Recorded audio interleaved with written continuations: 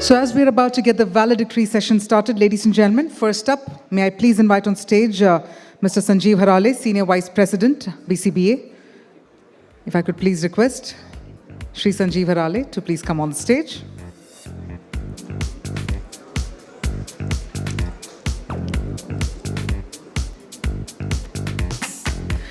On that note, ladies and gentlemen, I'd also like to inform you all that we have the august presence of none other than Dr. Deepak Ghaisas, Chairman and Chief Mentor, Gencoval Strategic Services Private Limited. Can we please have a thunderous round of applause? The loudest round of applause, everyone. Let's make it louder, louder than the music. Come on, this is the valedictory session, and we have none other than Dr. Deepak Ghaisas. Well, joining Dr. Deepak Ghaisas, we have with us Mr. Sanjeev Harale, Senior Vice President, BCBA. May I also please invite Shri Radhakrishnan, who's also the advisor to BCBA. May I further please invite Mr. Karunakar Shetty, advisor to BCBA, and Mr. Kiran Rambia, immediate past president.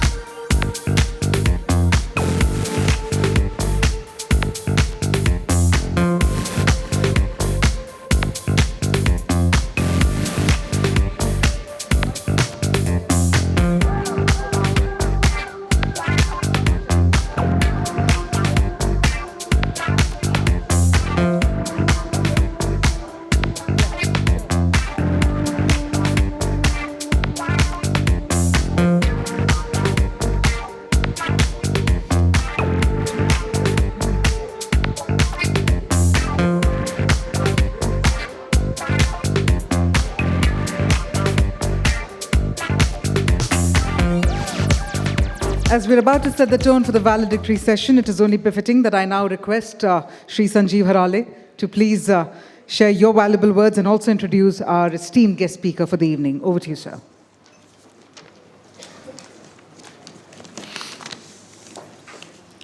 Good evening, everyone. I hope everyone has had a fantastic day filled with insightful and engaging sessions. As we come to the final and valedictory session, we have a special treat in store. Please join me in giving a warm welcome to Mr. Deepak Ghaisas. Dr. Deepak Ghaisas has been a visionary leader revolutionizing the biotech landscape. As chairman of Gencoval, he is pioneering breakthroughs in healthcare through innovative stem cell technology and cutting-edge diagnostics. Deepak's journey is a remarkable tale transforming iFlex from a modest startup to a global IT powerhouse worth $4 billion. With accolades like CFO Asia Award and key roles on prestigious boards, his influence spans finance, technology, and biotech. Beyond these professional achievements, he is an inspiring educator and a passionate philanthropist, committed to grassroots development and nurturing the next generation of innovators. But more than that, he's a warm and engaging speaker, known for his ability to connect with audiences and inspire change. Thank you, and without further ado, I would request Deepak to start the session.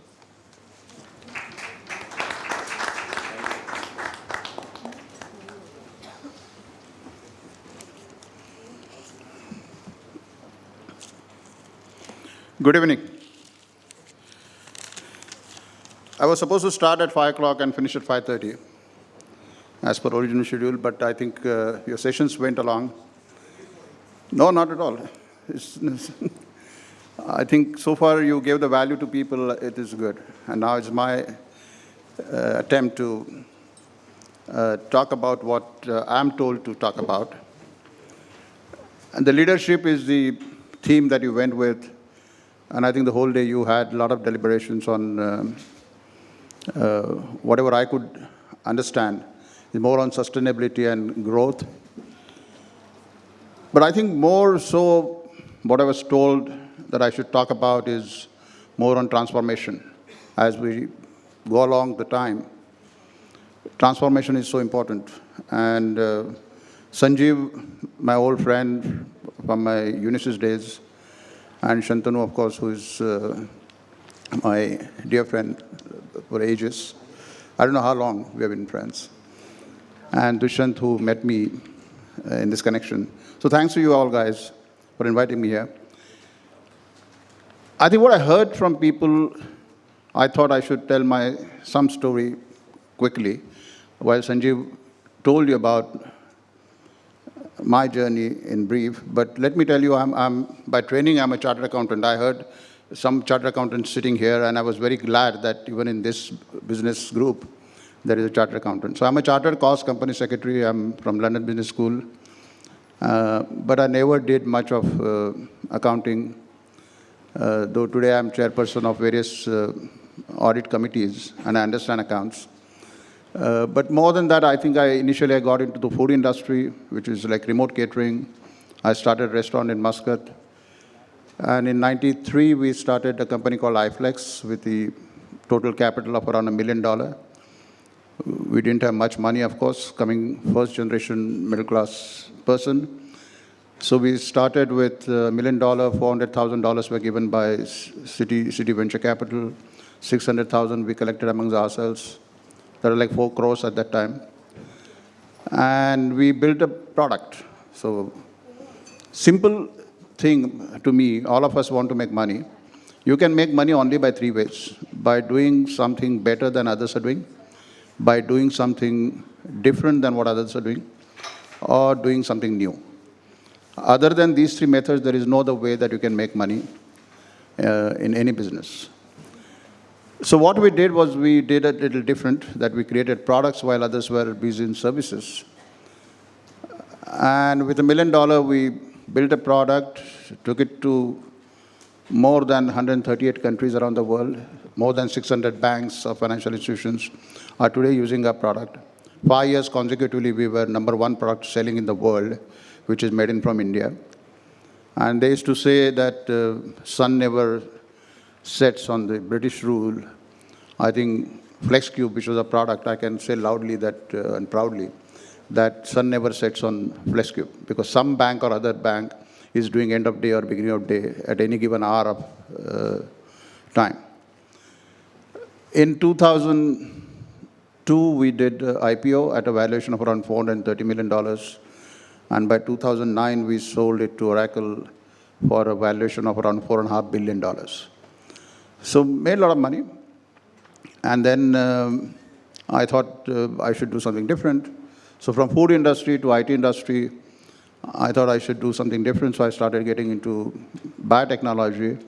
Because all of us who have made money in life are going to spend 1/3 of our money to look at the well-being of ourselves, the healthcare. And next $1 trillion industry, according to me, is going to be the healthcare industry. And if that is going to be a $1 trillion industry, I think I should have a part of that industry.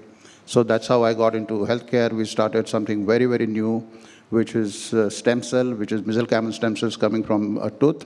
So we extract the milk tooth and we create, we extract the stem cells, which are called mesenchymal stem cells, and preserve them, which hopefully can be used for any degenerative diseases that will come in future. For example, to just give you a blue sky thinking, that in future, if any child's tooth stem cells have been preserved by us, if the child grows to 70, 80 and gets ailment of the kidney, we can create a kidney in lab with his stem cells and give it back to him to be fixed in.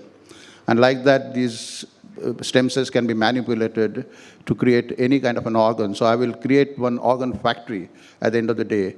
But that is what the dream is, or that's what the blue sky thinking, as we call it.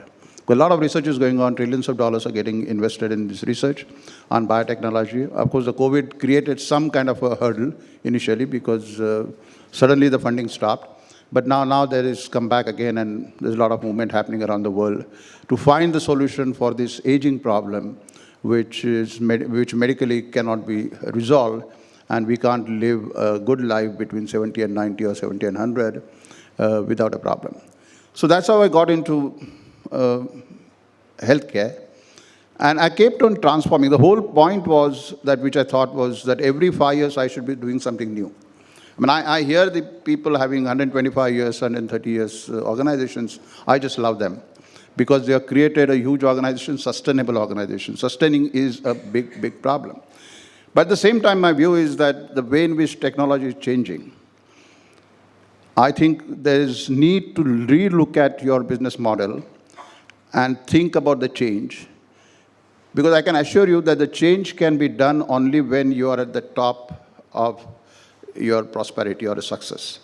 Because that is the time when you have enough time and enough money to try it out and failing also. Because success will not come immediately, it will come after failing. And every failure of yours will teach you a lot. Of course, you have to spend money on that, but it will teach you a lot. In India, somehow we are not used to celebrating the failure.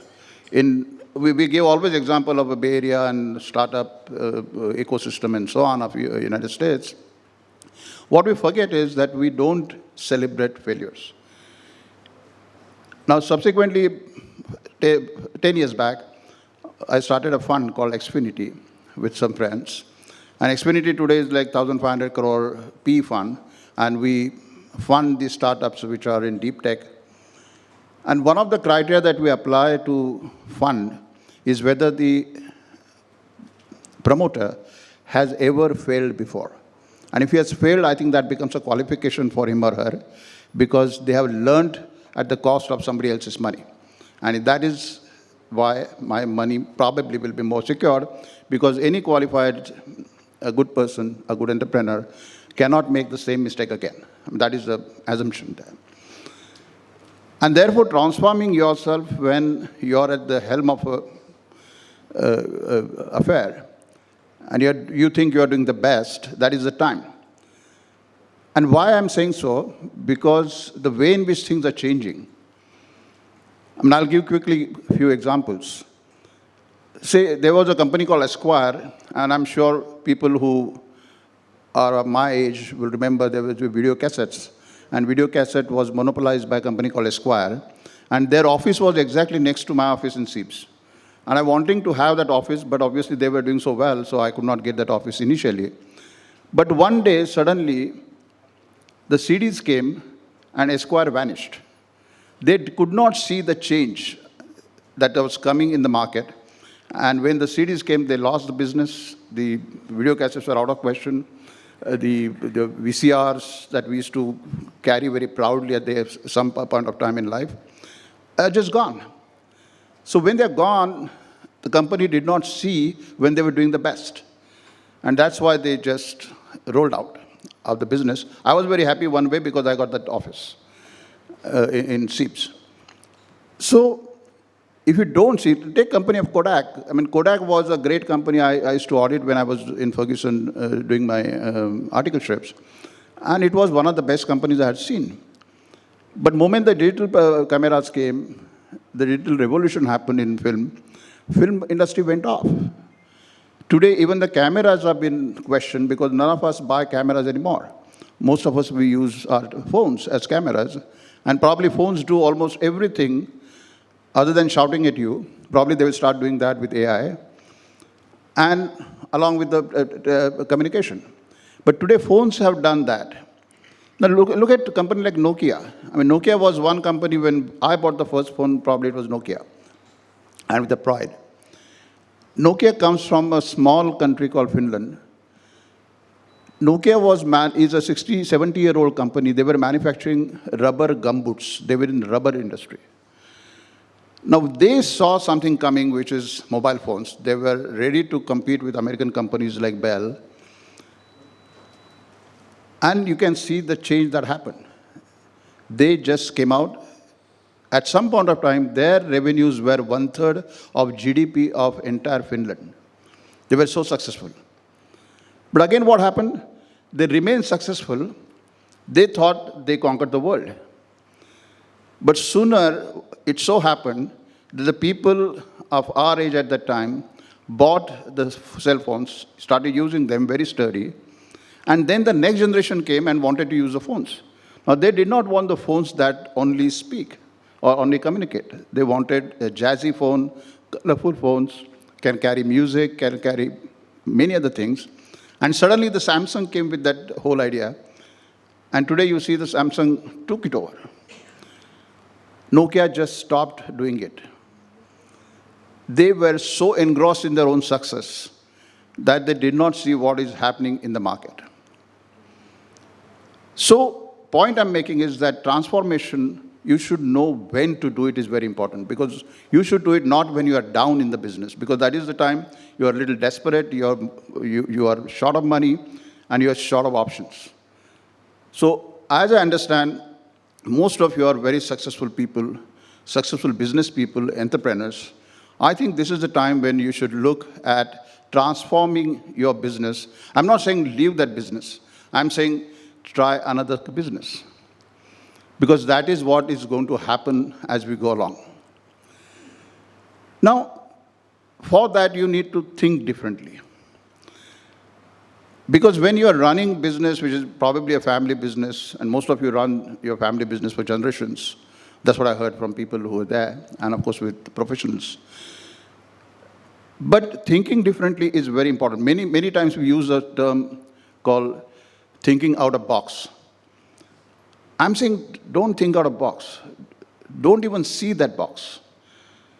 The moment you see the box, you are limiting and then looking around the box. If you don't see the box at all, then you really have a blue sky thinking. And I want to give a couple of examples. A friend of mine wanted to start a rent-a-car company in US. Now, all of us know, so all of us travel.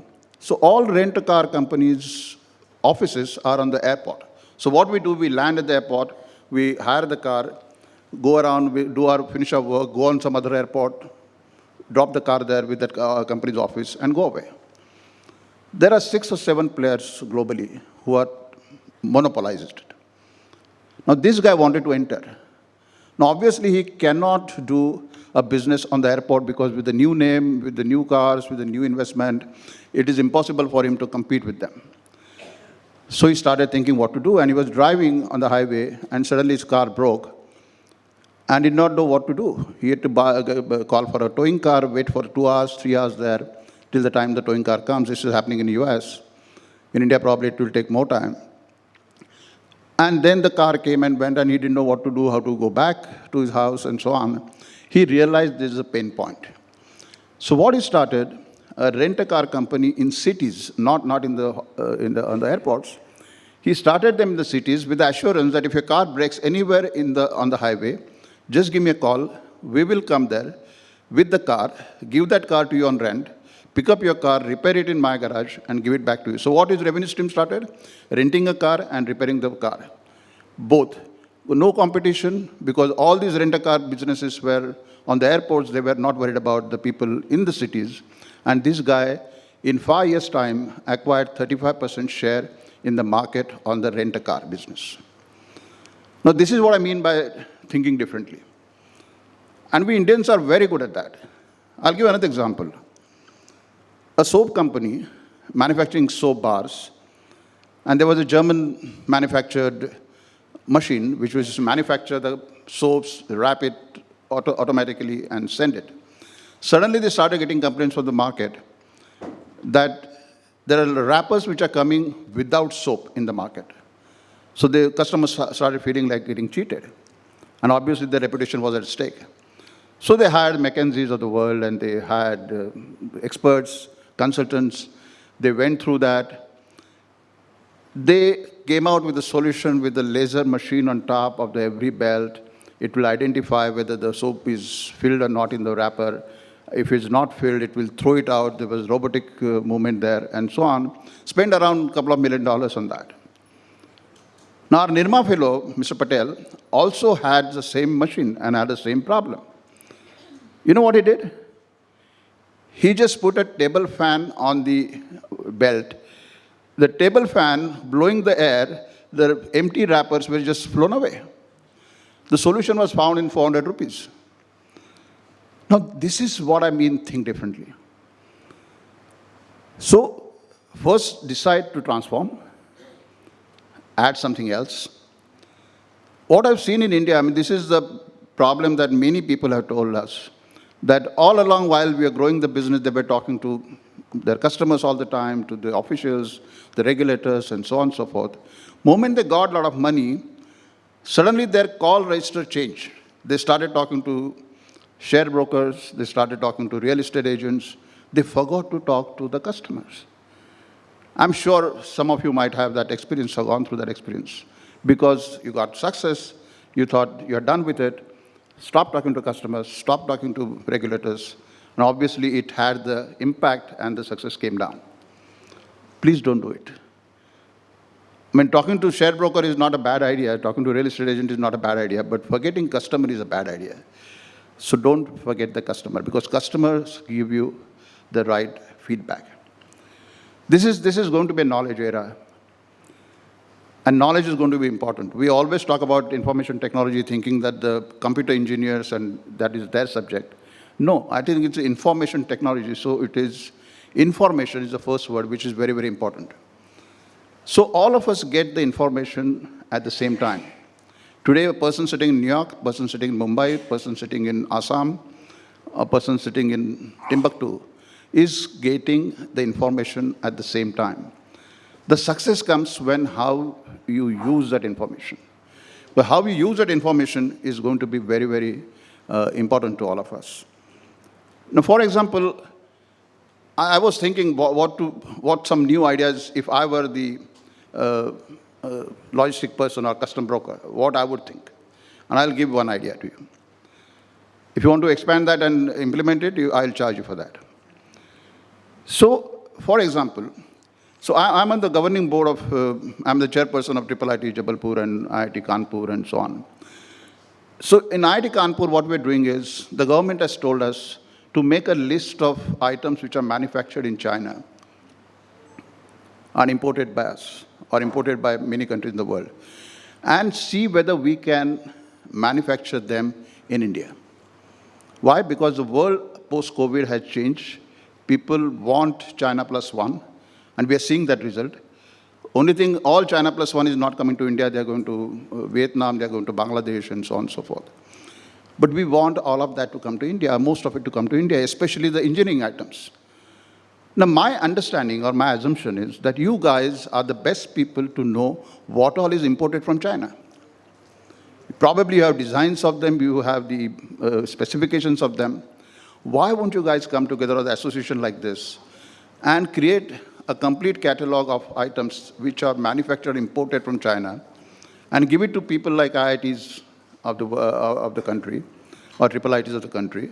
I'm one of the chairperson I am is in IIT Jabalpur, where it is specifically dedicated to design and manufacturing. We are creating graduates, engineering graduates, very intelligent, bright, who are specialized in design and manufacturing. If I get that list there, I know exactly what is required to be manufactured. Now, this will not happen in 1 year. The ultimate manufacturing will take probably a couple of years. But a couple of years down the line, with your help, India can a self-reliant country, and we will stop imports from China. Now, is that bad for your import-export business? Probably yes, but for the best of the country. And I'm sure these guys will start exporting, again you will get your business. So, knowledge, point I'm making, I mean, I'm not a person who understands your business very well. But when I was thinking what to tell you about, I thought this is a great idea. Do you think this is a great idea? Yes. Probably. Think about it. Because say, what is happening in China, same thing is happening in Europe. I mean, most of the manufacturers, can I talk further? Because I was to talk 20 minutes, so I'll extend 10 minutes more. Is that okay? Because it's too late anyway. So what they're doing in Europe is most of the European countries getting older. Their manufacturing is in trouble, so people are looking for Europe plus one now also. And we already started seeing in especially chemical industry where after Russia-Ukraine war, there is a huge problem with powers in Europe, and the chemical industries have stopped functioning because they can't afford the power. Now, those chemical factories are likely to come to India. And I think you guys can help also on that side. I think what we need to look at, especially the next generation, and I'm glad Shantanu's son joined him. I mean, that's what he said, and he's also glad, and I'm also glad. But I think there is something called, what we call in financial terms or corporate governance terms, is a de-risking. Like we talk about succession, we talk about de-risking. Many people ask, my both sons are becoming, or both daughters are becoming lawyers. I am also a lawyer. My wife is a lawyer. I said, you're putting all your eggs in one basket. Let's not everybody be lawyer. Let be one chartered accountant, one doctor, so that there's a de-risking. If any industry goes haywire, I think we can manage as a de-risk model. And therefore, the new people, new generation can think little differently, more differently, and come out with some kind of a startup, because the concentration of all people in the same business, according to my understanding, is a quite risky proposition, and we should avoid that. You know, why we don't think like this is because we are so used to our comfort zone. We understand that business. And I'll give you an example. I was learning swimming just a year and a half ago. I was damn scared of water. Okay, so I thought I should learn. And today I can swim well. What my coach did, he made me go down the water and swim across. So first 3-4 attempts, I could go 5 meters, 10 meters. I just could not take. I got out. It happened almost for a whole day. I mean, that session of 2 hours. And at the end of it, I managed to touch the ball on the other side, underwater. Could hold my breath. So he said, what happened? I said, no, I started feeling comfortable. I think the main point there I realized is most of us are trying to be in comfort zone. We hate to leave that comfort zone. But getting new idea, getting new business, getting new propositions is we must learn how to be comfortable in discomfort. Moment I was comfortable in that discomfortable position, I could cross it. I think in business exactly the same thing happens, especially the new business, new ideas, that we are so used to our comfort zone. One of our top guys go away, I think I used to lose my sleep before. In IT industry, you know, the attrition used to be like 80%, 60%. But then I realized why I'm losing sleep, because those people have built a comfort zone for me. And moment one that comfort zone goes away, I feel uncomfortable. Sooner or later, I realize getting a new person, especially in marketing sales, is more advantageous because he will or she will bring the new ideas in the market, in the business, rather than having the same old person. And then we started actually, what is to call is voluntary, I won't call it retirement, but voluntary attrition. That we decided who will go and why he or she will go. And we actually started replacing people because we realized that breaking that comfort zone was very, very important for us. So, enjoying discomfort, celebrating failures are the keys, I think, for transformation. And if you want to transform, I always like, this is what I tell most of the startup people, that I love boxing as a game. Though in university, I was a weightlifter. I was a weightlifting champion in university. I love weightlifting as a sport as well, because it's the most dangerous game. But boxing I like in business because in boxing, you don't lose because you're fallen down. You lose only if you can't get up again. So falling down in business, a failure in business is not a problem. Do you get up again before the referee stops counting 10 numbers? So if you can get up, I think you are the right person to transform yourself, think differently. And using your knowledge at the best. But at the end of the day, I think delivering the value is what you should, all of us should aim at.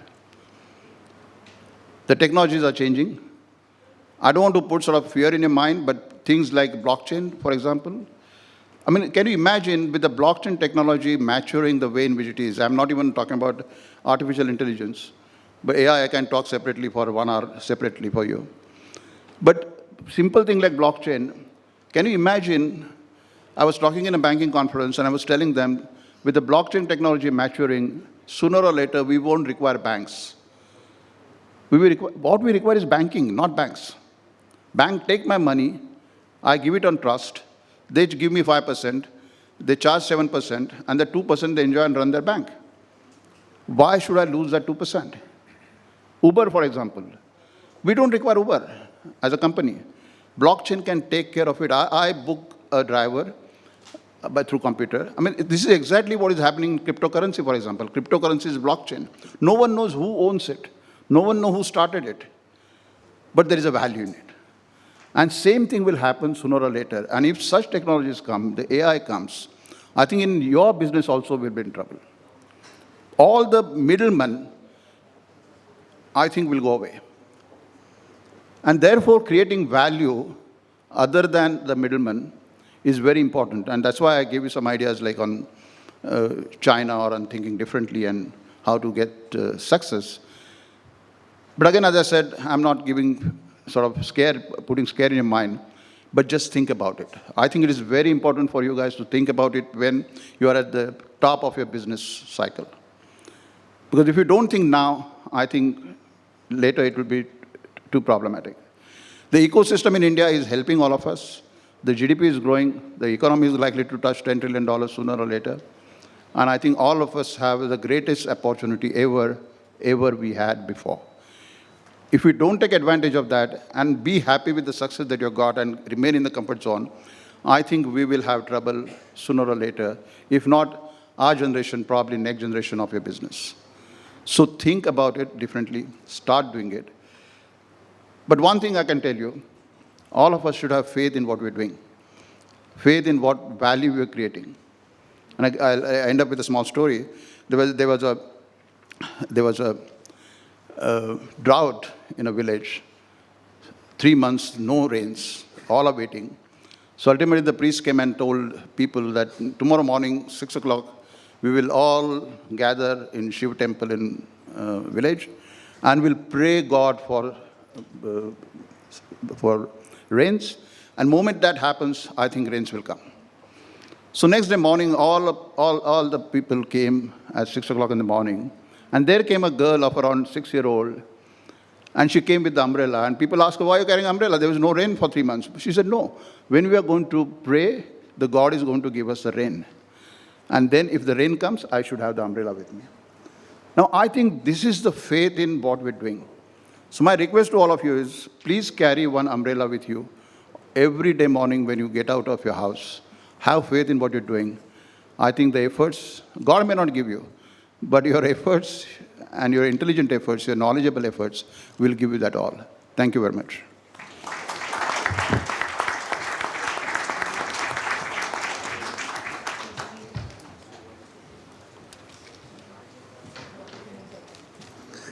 Thank you very much indeed, sir. I believe the much needed, I would say, a power-packed house of information, of journey and inspiration. That's what you shared with us, and how beautifully summed up with the story as to how every one of us should have that unshakable faith in what we do, and we should all carry that umbrella of unshakable faith with us. Can we have a huge round of applause one more time, ladies and gentlemen, for Dr. Deepak Ghaisas? And on that note, while we're coming closer towards the end of the valedictory session, it is not done until there is a little more conversation, for which, if I could please invite on stage Dr. Nirav Thakur, Honorary Secretary, BCBA. So if I could please invite you, Nirav, on stage.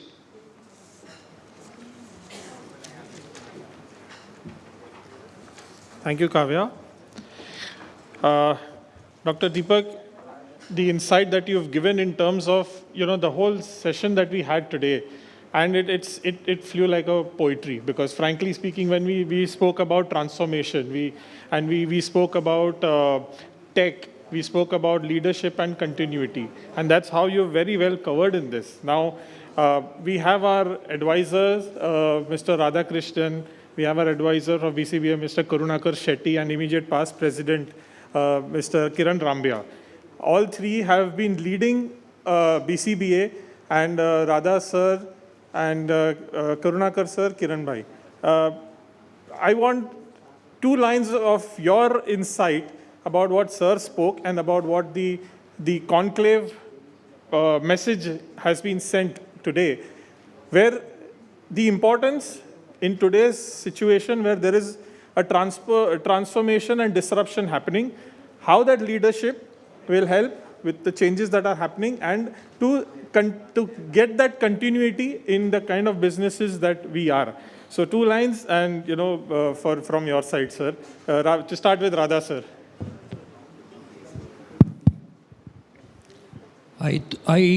Good evening to all of you. I thought I am the 12th man who is being called on the stage. I am not supposed to be speaking, but I am asked to speak a few words. Let me try. First of all, big applause to Doctor for his speech and insight. And it, like Nirav said, it was like a entire thing from the morning, whatever happened, you could summarize in your speech. When I talk about as a BCBA, I've been a president 20 years back. And I say BCBA is an institute which train you with leadership quality.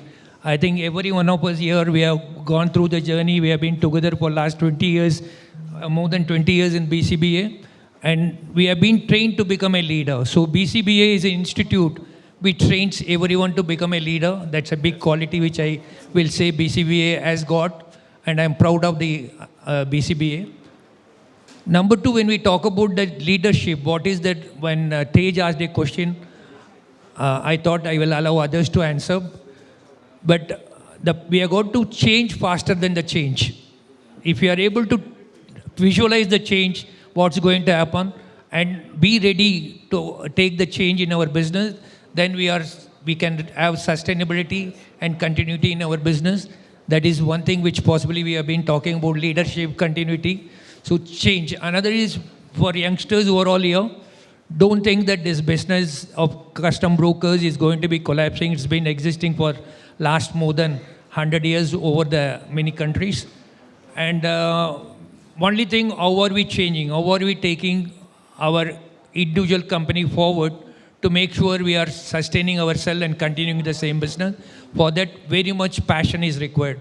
And be proud of what you are doing. Be proud of this custom broker business if you are in.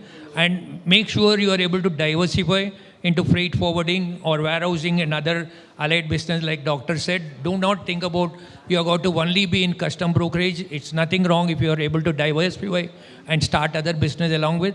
That will add on to what you are doing. And in case of a problem happening in one business, the other business will be able to sustain. With this, thank you very much. Thanks BCBA for giving me opportunity and to say a few words. And big congratulations to BCBA for this wonderful Logistic Conclave. Thank you. Thank you so much, Radha, sir. Thank you. Thank you, Nirav. Good evening to all. What sir spoke now, I remember when I started my business in 1989.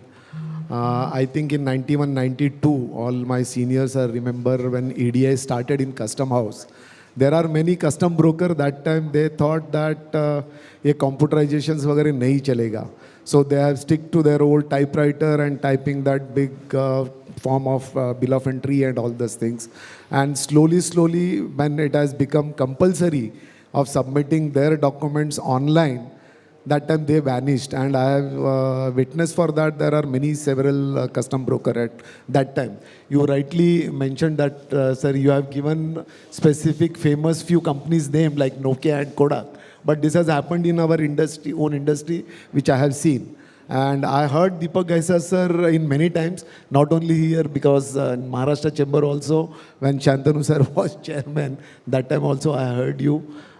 So he was very insightful thought.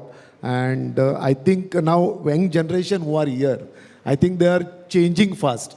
I don't think that what has happened in 91 when EDI started. But now this young generation, they are one step ahead, and whatever changes coming in futures, they are adopting that change. And in today's full session, we have learned so many things. I think our young generation will take that and this industry will grow. Thank you very much. And once again, congratulations to all BCBA team for conducting this conclave successfully. Thank you. Thank you, Dushyant and the entire team. Thank you. Thanks. Good evening. Thank you, BCBA, for holding this conclave.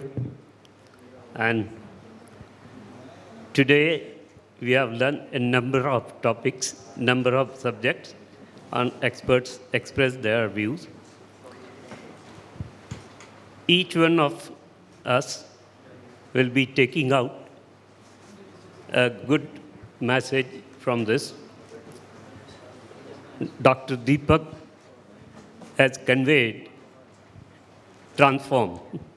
That's truly a message for today.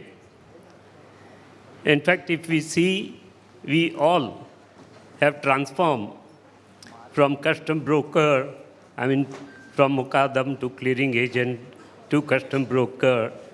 And in late 20 years, we have seen number of custom broker companies transform their business. They have added their business line with freighting, console, and different ideas they have accepted. So one thing is true, okay, we have to transform from one thing to second better thing. That's the message from Mr. Deepak. We accept it. Thank you very much. Thank you. Thank you, Kiran Bhai. We now request Mr. Sanjeev Arale, Senior Vice President of BCBA, to kindly give the closing remarks. Thank you, Deepak, for this very insightful session. I have known Deepak for the last 40 years, and thanks for giving all those blue sky examples. What I have seen from Deepak's journey, it can't be more inspiring than that. From starting an IT company, growing it to an MNC, and then exiting it, selling it to a company like Oracle, then transforming into a biotechnology company, handling stem cells. It's a very unique business. So I think he's a true example of transformation. And certain examples that you gave, the right time for transformation is when you are successful and not when you are down. I think that's a very important aspect which we all brokers should follow. Not forgetting customers when we attain successes. Your suggestion on de-risking and learning to be comfortable with discomfort. I think these are some valuable insights. And thank you for this session. And I would request Nirav to please take it forward. Thank you very much, Sanjeev sir. And may I now request Kavya to please take it forward. We'll have some felicitations for our guests. Thank you. Thank you very much. Ladies and gentlemen, and on that inspiring note, I'd now like to please request Sanjeev sir to please felicitate our esteemed guest for the evening, Dr. Deepak Ghaisas. May I please request you, sir?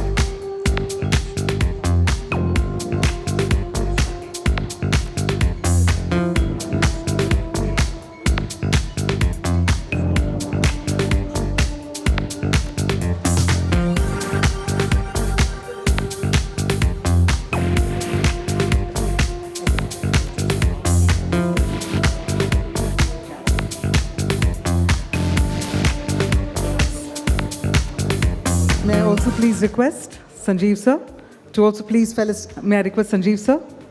Sir, I request you to also please felicitate Sri Radhakrishnan.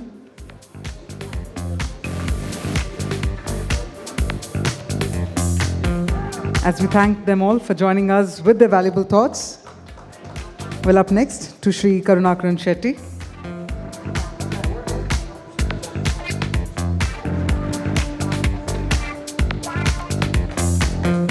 and to Shri Kiran Rampia.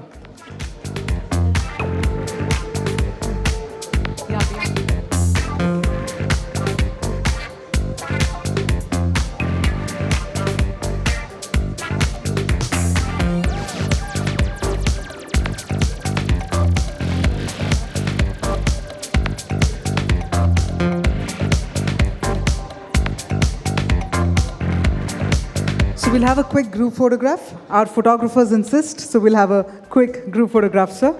Let's have you all come together.